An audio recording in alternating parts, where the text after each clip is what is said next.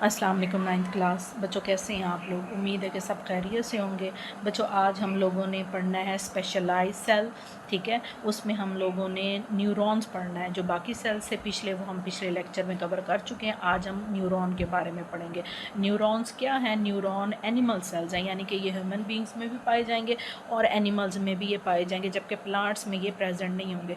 अब ये न्यूरॉन कौन सी बॉडी के पार्ट्स हैं, कौन सी बॉडी के सेल्स हैं? ये नर्वस सिस्टम, जो हमारा ब्रेन है, वो सारा का सारा किससे बना हुआ है? न्यूरॉन से बना हुआ है, ठीक है। इसको नर्व सेल भी कह सकते हैं, इनको न्यूरॉन्स भी कह सकते हैं। सबसे पहले यहाँ देखें, मैं आपको इसका स्ट्रक्चर दिखा देती हूँ। न्यूरॉन, ये एक न्यूरॉन है और हमारा जो नर्वस सिस्टम है वो लाखों करोड़ों इस तरह के न्यूरॉन्स पर मुश्तमिल है, ठीक है। लेकिन अभी हमें सिर्फ ये एक न्यूरॉन दिखाया गया है। इसमें दरमियान में ये क्या है? ये इसको कहते हैं सेल बॉडी। सेल बॉडी में दरमियान में ये न्यूक्लियस मौजूद है। न्यूक्लियस से यहाँ जो आपको ये ब्रांचेस नज़र आ रही हैं, इनको कहते हैं डेंड्राइट्स। यानी कि इस सेल बॉडी से दो तरह की एक्सटेंशंस निकलेंगी।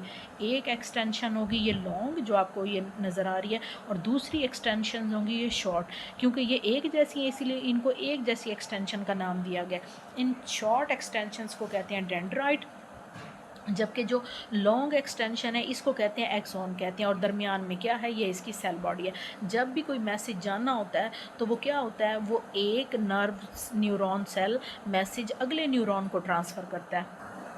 अच्छा बेटा, ये देखें, ये मैंने 8th क्लास की बुक से ये डायग्राम ली है।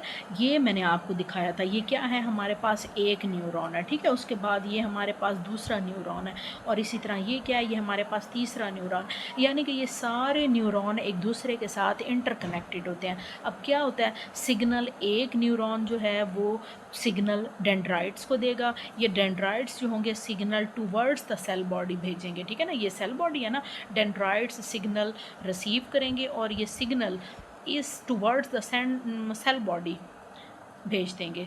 फिर ये सेल बॉडी क्या करेगी? ये उसका एक्सोन है, बड़े वाला लॉन्ग एक्सोन जो था वो इसको भेजेगा। ये सिग्नल अगले न्यूरॉन के डेंड्राइट्स को भेजेगा, ठीक है। अब ये डेंड्राइट्स का क्या काम था? ये towards the cell body message को कन्वे करेंगे, ट्रांसमिट करेंगे, और सेल बॉडी क्या करेगी? मैसेज को एक्सोन के ज़रिए नेक्स्ट न्यूरॉन के डेंड्राइट्स तक भेजेगी, यानी कि away from the cell body. ये दो वर्ड्स आप इस में यूज़ करेंगे, देखेंगे कि एक लिखा हुआ है टूवर्ड्स द सेल बॉडी और एक है away from the cell body. Towards the cell body ये है कि ये जो डेंड्राइट्स हैं ये सिग्नल्स को बॉडी की तरफ, सेल बॉडी की तरफ सिग्नल सेंड करेंगे, जबकि जो सेल बॉडी है ये सिग्नल को बॉडी से अवे, दूर भेजेगी, away from the cell body. अब हम इसको पढ़ लेते हैं। इसमें क्या लिखा हुआ है? These are specialised cells of the nervous system. ये क्या है? नर्वस सिस्टम के स्पेशलाइज सेल है। नर्वस सिस्टम के कितने पार्ट्स हैं? दो पार्ट होते हैं बड़े। एक होता है सेंट्रल नर्वस सिस्टम, दूसरा होता है पेरिफेरल नर्वस सिस्टम, ठीक है। और ये पूरा नर्वस सिस्टम किससे बना हुआ है? इन न्यूरॉन से बना हुआ है। They are responsible for transmitting messages. ये इनका काम क्या होता है? ये मैसेज को ट्रांसमिट करते हैं, ठीक है ना। अब मैसेज क्या है? वो इम्पल्स की शक्ल में होते हैं। इम्पल्स कहते हैं सिग्नल, जैसे एक वेव की तरह आता है, उसको क्या नर्व भी कहते हैं, इम्पल्स भी कहते हैं, थ्रू आउट द बॉडी, ठीक है। अब क्या करेंगे? ये जो न्यूरॉन्स हैं इनका जाल पूरी बॉडी में बिछा हुआ होता है। बेटा यहाँ देखें, ये न्यूरॉन्स देखें, ये सारे न्यूरॉन्स पूरी बॉडी में इसका जाल बिछा हुआ होता है। तो ये क्या करते हैं? तमाम जो न्यूरॉन्स होते हैं ये थ्रू आउट द बॉडी, पूरी बॉडी में सिग्नल ये भेज सकते हैं। टू परफॉर्म दिस फंक्शन, इस फंक्शन को परफॉर्म करने के लिए they have a unique structure. अल्लाह ताला ने इनके अंदर क्या बनाया हुआ है? एक ख़ास किस्म का स्ट्रक्चर बनाया हुआ है, ठीक है। छोटे छोटे हैं और आपस में मिल के काम कर रहे हैं। A neuron consist of a cell body. अब एक न्यूरॉन को उन्होंने ले लिया और वो बताते हैं कि एक न्यूरॉन किस पर मुश्तमिल है? सेल बॉडी पे। ये आपके पास ये जो पर्पल सी नज़र आ रही है क्या है? इसकी सेल बॉडी है। And two types of cytoplasmic extension, और दो तरह की आपके पास एक्सटेंशन है साइटोप्लाज्मिक। एक कौन सी है? एक हमारे पास जो है वो ये एक्सटेंशन है, इसमें ये भी साइटोप्लाज्मिक है और इसमें भी साइटोप्लाज्म पाया जाएगा, ठीक है। Dendrites the shorter extensions. अब डेंड्राइट्स क्या हैं, ये शॉर्टर एक्सटेंशन है। डेंड्राइट्स कहते हैं लैटिन या ग्रीक लैंग्वेज में ट्री को कहते हैं, दरख्त को कहते हैं। तो देखें ये आपको ट्री लाइक लग रहा है, इसीलिए इसको क्या कहते हैं, वो कहते हैं ये डेंड्राइट्स। जो शॉर्टर हैं ब्रांचेस उनको डेंड्राइट्स कहते हैं। अब उनका काम क्या है, रिसीव नर्व इम्पल्सेस, वो नर्व इम्पल्सेस को जो पैगाम होता है उसको रिसीव करते हैं। बस इनका काम ये है कि ये सिर्फ जो मैसेज आ रहा होगा उसको रिसीव करेंगे and transmit them to the cell body. Receive करने के बाद ये मैसेज सिर्फ इस सेल बॉडी को दे देंगे, बस इनका काम ख़त्म हो गया। ठीक है। एक्सोन द लॉन्गर एक्सटेंशन, अब इस एक्सोन का काम है। ठीक है। अगला ये जो मैसेज सेल बॉडी के अंदर पड़ा हुआ है, अब ये एक्सोन यहाँ से लेकर आगे अगले न्यूरॉन के डेंड्राइट, जाहिर है मैंने आपको दिखाया ना, आगे भी यहाँ एक क्या बना हुआ होगा, न्यूरॉन बना होगा, और पहले पहले क्या होंगे, उसके डेंड्राइट्स होंगे। ये एक्सोन मैसेज उस डेंड्राइट तक मुंतकिल करेगा, carry nerve impulses away from the cell body, कि ये एक्सोन क्या करेगा, यहाँ से सेल बॉडी से मैसेज लेगा और away from the cell body उसको ट्रांसमिट करेगा। फिर उसके बाद है अगले जो इसके पास सेल्स हैं वो हैं red blood sales. Red blood sales को इरिथ्रोसाइट भी कहते हैं। इरिथ्रो का मतलब होता है रेड, साइड्स मीन सेल, यानी कि ये जो जहाँ भी इरिथ्रो का वर्ड आए तो आपने याद रखना है कि ये रेड ब्लड सेल्स के बारे में बात कर रहे हैं। These blood cells are specialised to carry oxygen from lungs to the body tissues. अब सबसे पहले मैं आपको दिखा देती हूँ कि रेड ब्लड सेल्स जो हैं वो कैसी होती हैं। रेड ब्लड सेल्स होती हैं ये इस तरह के, ठीक है ना, या फिर अगर मैं इसको बना के आपको दिखाऊं, आपने फिजिक्स में पढ़े होंगे दो तरह के लेंस होते हैं। एक होते हैं जो बाहर निकला हुआ होता है, उभरा हुआ होता है, उसको कहते हैं कन्वेक्स लेंस, और जो अंदर की तरफ होता है, ठीक है ना, ये दोनों साइडें इसकी उभरी हुई हैं, तो ये क्या है, कन्वेक्स लेंस है। और जिसकी दोनों साइडें अंदर होती हैं वो क्या होता है, कनकेव। अब देखें इसकी ये साइड भी अंदर है और ये नीचे वाली साइड भी अंदर है, तो ये क्या होगी, बाई कनकेव होगी। अब इनका काम क्या है, इसके अंदर बहुत छोटे छोटे मॉलिक्यूल्स होते हैं लाखों की तादाद में, उन मॉलिक्यूल्स को कहते हैं हेमोग्लोबिन मॉलिक्यूल्स। अब होता क्या है, जब हम सांस लेते हैं, सांस लेने के दौरान हवा जो होती है उसमें ऑक्सीजन हमारी जो है वो ट्रैकिया के ज़रिए हमारे लंग्स तक जाती है। ये लंग्स बन गए, ठीक है ना, ये लंग्स में जाएगी। लंग्स में जब एंड में एक स्ट्रक्चर होता है एल्वेलाई, वहाँ पहुँचती है ऑक्सीजन, ठीक है ना। वो क्या करती है, यहाँ से जो ब्लड वेसल्स आ रही होती हैं, अब गैस का एक्सचेंज करना है। इस ब्लड में क्या है, हमारे पास रेड ब्लड सेल्स भी मौजूद हैं। अब ये ऑक्सीजन रेड ब्लड सेल्स में जाएगी कैसे, अगर मैं इसको थोड़ा सा बड़ा करके दिखाऊं तो ये हमारे पास रेड ब्लड सेल है। रेड ब्लड सेल के अंदर ये मैंने आपको बताया ये क्या है, ये हेमोग्लोबिन है। अब हेमोग्लोबिन का क्या काम होता है, हेमोग्लोबिन जो है वो इस ऑक्सीजन को ले लेगा, ठीक है, और अपने साथ बाइंड करवा लेगा। ये देखें, हर हेमोग्लोबिन क्या करता है, मॉलिक्यूल ऑक्सीजन के मॉलिक्यूल को अपने साथ बाइंड करवा देता है। अब ये ब्लड फिर दोबारा जो है वो जिस्म के मुख्तलिफ सेल्स टिश्यूज़ तक पहुंच जाएगा, ठीक है। तो इस तरह ये क्या करते हैं, इस जगह पर गैसियस एक्सचेंज होती है। ऑक्सीजन जो है वो ब्लड वेसल्स में जो रेड ब्लड सेल्स हैं उसके अंदर मौजूद हेमोग्लोबिन उसके साथ आके अटैच हो जाती है, और जब ये ब्लड वापस जाता है तमाम टिश्यूज़ और सेल तक ये ऑक्सीजन पहुंच जाती है। अब हम इसको पढ़ लेते हैं। These cells are specialized to carry oxygen। ये सेल्स क्या हैं, किस लिए स्पेशलाइज किए गए हैं, कैसे क्यों बनाए गए हैं, ताकि ये ऑक्सीजन को कैरी कर सके। मैंने आपको बताया कहाँ से, from lungs to the body tissues. Lungs से उन्होंने ऑक्सीजन ली थी, अपने अंदर जो हेमोग्लोबिन था उसके साथ बाइंड करवाया था, और फिर उसको कहाँ ले गए थे, बॉडी टिश्यूज़ में लेके गए थे, ठीक है। जहाँ जहाँ बॉडी में जितने भी टिश्यूज़ हैं हर जगह ब्लड की ज़रूरत होती है। They are biconcave disc shape cell, ये मैंने आपको दिखाया कि ये क्या हैं, ये हमारे पास बाई कनकेव है। ये साइड भी कनकेव है, ये बाई का मतलब होता है दो, यानी कि दोनों साइड कनकेव है, और इनकी शेप कैसी है, डिस्क लाइक है। This shape provides more surface area to absorb and release oxygen. अब ये जो है शेप क्यों बनाई गई है? ताकि इसको सरफेस एरिया बढ़ाया जा सके, ताकि ज़्यादा से ज़्यादा ऑक्सीजन जो है वो अंदर आए और इन हेमोग्लोबिन के साथ आके क्या हो जाए, अटैच हो जाए। ज़्यादा से ज़्यादा ऑक्सीजन अटैच होगी तो ज़्यादा टिश्यूज़ तक ऑक्सीजन पहुँचेगी, ज़्यादा ऑक्सीजन पहुँचेगी तो वो ज़्यादा ग्लूकोज़ की तोड़ फोड़ करेंगे। सेल्स के अंदर जब ये ऑक्सीजन पहुँचती है तो वो क्या करती है, जो ग्लूकोज़ पहले से वहाँ मौजूद होता है वो भी ब्लड के ज़रिए आता है, उसकी तोड़ फोड़ करके क्या बनाते हैं, एनर्जी बनाते हैं। They are filled with haemoglobin. ये किससे भरे हुए हैं, हेमोग्लोबिन से भरे हुए हैं, दैट एक्चुअली कैरीज ऑक्सीजन। और ये हेमोग्लोबिन का काम क्या है, ये ऑक्सीजन को कैरी करते हैं, अपने साथ चिपका लेते हैं और फिर पूरी बॉडी में लेके जाते हैं। इन मेमल्स में हम भी मेमल्स हैं, ठीक है ना, एनिमल्स, ह्यूमंस, उनकी बात कर रहे हैं। The mature red blood cell do not contain nucleus. जब मेमल्स में रेड ब्लड सेल्स मेच्योर हो जाते हैं तब उनके अंदर कोई न्यूक्लियस, कोई माइट्रोकॉन्ड्रिया, कोई एंडोप्लाज्मिक रेटिकुलम या कोई सेल की ऑर्गेनेली नहीं बचती। हमने पिछले लेक्चर्स में मैंने आपको बताया कि जो सेल्स होते हैं, सेल्स के अंदर क्या होती हैं, ये सारी ऑर्गेनेलीज होती हैं, ठीक है ना, जो मुख्तलिफ फंक्शन परफॉर्म कर रहे होते हैं। लेकिन वो कहते हैं जो रेड ब्लड सेल्स हैं जब ये मेच्योर हो जाते हैं तो इनके अंदर ये कोई ऑर्गेनेली भी नहीं होती, सारी की सारी क्या हो जाती हैं, ख़त्म हो जाती हैं। क्यों, वजह क्या है, उसकी रीज़न ये है ताकि इसके अंदर जो हेमोग्लोबिन है वो ज़्यादा से ज़्यादा यहाँ एकोमोडेट कर सके, रह सके। जितना ज़्यादा हेमोग्लोबिन होगा उतनी ज़्यादा ऑक्सीजन कैरी करके जाएंगे।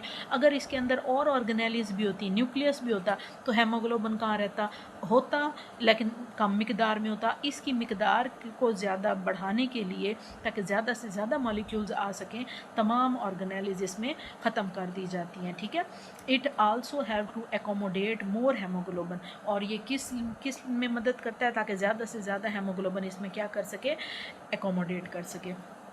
उसके बाद लास्ट है हमारे पास लीवर सेल है। लीवर सेल्स को कहते हैं हिपैटोसाइट। हिपैटो कहते हैं लीवर को, साइट्स का मतलब होता है सेल, ठीक है। They are also called hepatocyte. इनको हिपैटोसाइट भी कहते हैं। ये आपने याद रखना, ये MCQs में आ जाता है कि हिपैटोसाइट्स कौन से सेल्स होते हैं, लीवर होते हैं, किडनी होते हैं, तो आपने लीवर को टिक करना है। और इरिथ्रोसाइट आ जाए तो आपने बताना है कि ये रेड ब्लड सेल्स हैं। They are specialise for lot of important function. अब आप ये सुन के हैरान रहेंगे कि जो लीवर है वो सबसे ज़्यादा फंक्शन परफॉर्म करता है। वो कहते हैं लीवर स्पेशलाइज इसलिए किया गया है ताकि वो बॉडी के अंदर सबसे ज़्यादा फंक्शन को परफॉर्म कर सके, ठीक है। अब उसके फंक्शन कौन कौन से हैं, जैसे स्टोरेज ऑफ ग्लाइकोजन है, ठीक है ना, ग्लाइकोजन को वो स्टोर करेगा, आयरन को स्टोर करेगा एंड सम वाइटामिन, और कुछ वाइटामिन को भी वो स्टोर करता है। डिटॉक्सिफिकेशन ऑफ टॉक्सिक सब्सटेंसेस, कुछ टॉक्सिक सब्सटेंसेस जो होते हैं उनको डिटॉक्सीफाई भी करता है, ठीक है ना। जैसे बॉडी के अंदर किसी भी ज़रिए से वो दाखिल हो जाते हैं, या कोई अल्कोहलिक ड्रिंक्स वगैरह, शराब, वाइन, इस तरह की चीज़ें कोई पी ले तो लीवर का क्या काम होता है, लीवर उसके जो जहरीले असर है उसको ख़त्म कर देता है, उसको डिटॉक्सीफाई कर देता है। पीछे भी हमने एक ऑर्गेनेली पढ़ी थी, कौन सी थी, स्मूथ एंडोप्लाज्मिक रेटिकुलम, जो क्या करती है, वो भी डिटॉक्सीफाई करती है हार्मफुल सब्सटेंसेस को। तो लीवर का काम भी क्या है, जो हार्मफुल सब्सटेंसेस होंगे उनके जहर को ख़त्म करेगा, उनको डिटॉक्सीफाई करेगा।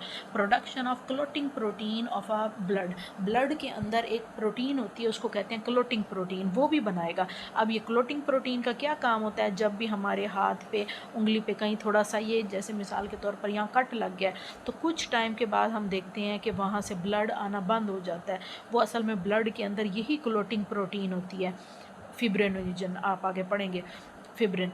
वो क्या करती है, वो इसको ब्लड को जो है वो स्टॉप कर देती है। अब वो ब्लड प्रोटीन कौन बनाता है, वो यही लीवर बनाता है, ठीक है ना। होती ब्लड के अंदर है, मौजूद होती है, लेकिन उसको बनाता लीवर है। तो लीवर ने क्या किया, क्लोटिंग प्रोटीन भी बनाई, recycling of old blood cells, red blood sales, और क्या करता है, जो रेड ब्लड सेल्स पुराने हो जाते हैं उनको क्या कर देता है, रिसाइकिल कर देता है, ख़त्म कर देता है। अब आप लोगों को जो है पता होगा कि जो रेड ब्लड सेल है उसकी लाइफ स्पैन कितनी है, 120 डेज़ है, यानी कि तकरीबन 4 हफ्ते, 3 हफ्ते।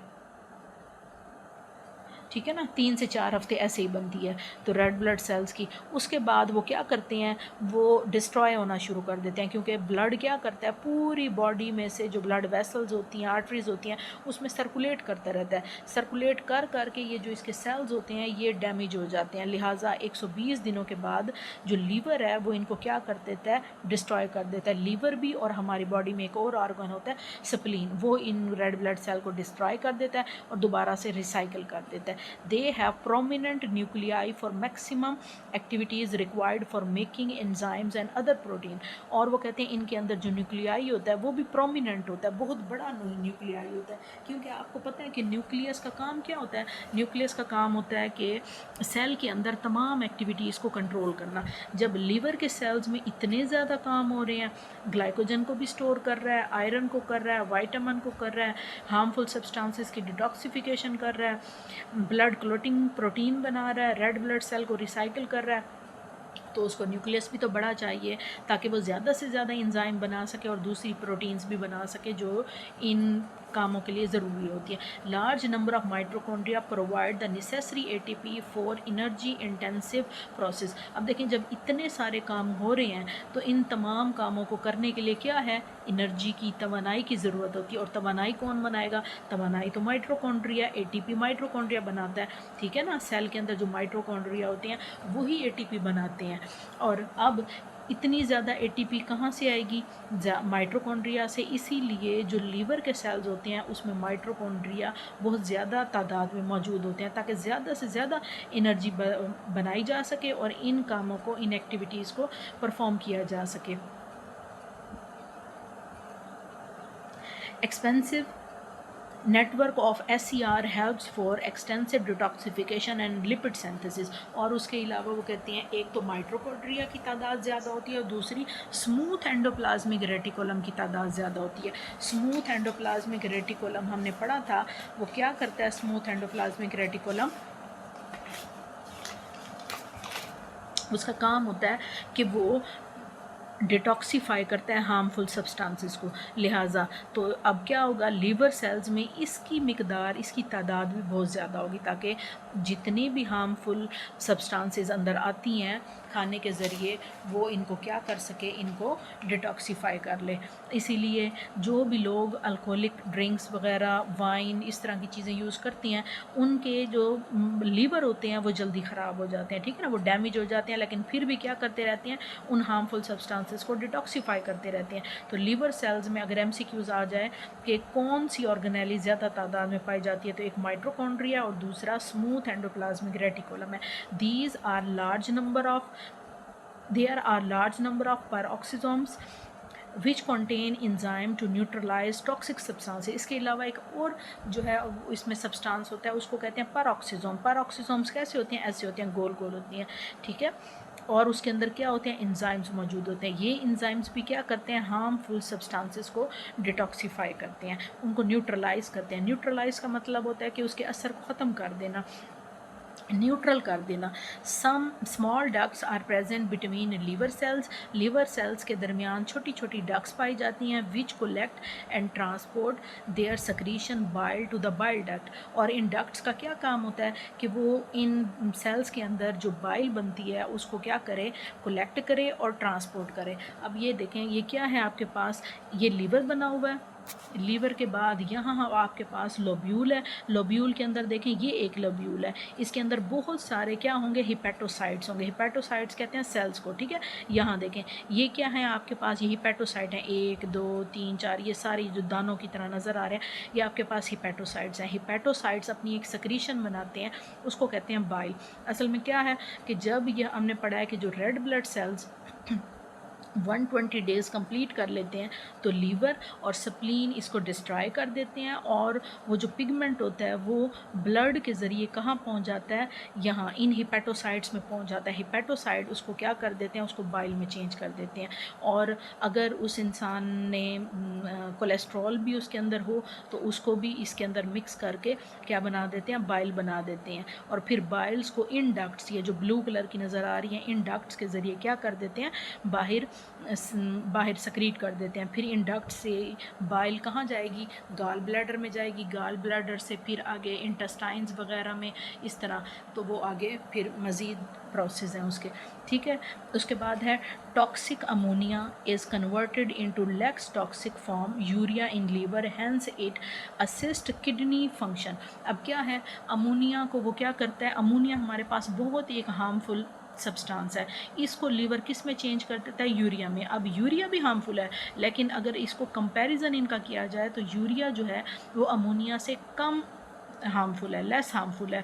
तो लीवर क्या करता है, अमोनिया खुराक के ज़रिए ही दाखिल होता है।